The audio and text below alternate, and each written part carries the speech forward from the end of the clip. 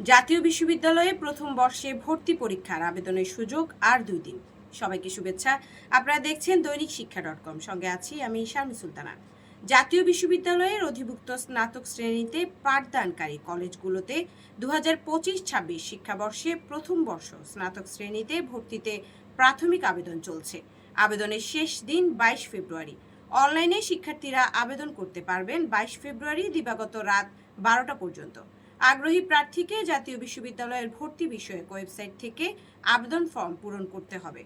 আবেদনের অন্য সব শর্ত অপরিবর্তিত থাকবে বলে জাতীয় বিশ্ববিদ্যালয়ের বিজ্ঞপ্তিতে বলা হয়েছে। ভর্তি পরীক্ষার সময় ও কেন্দ্রের তালিকা পরবর্তী সময়ে প্রকাশ করা হবে।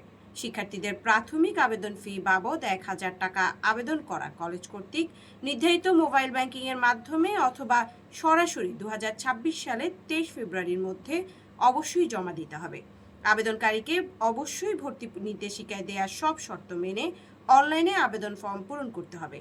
বিস্তারিত দেখতে পাবেন শিক্ষা বিষয়ক দেশের একমাত্র পূর্ণাঙ্গ ডিজিটাল পত্রিকা দৈনিক শিক্ষা.com-এ। ধন্যবাদ সবাইকে।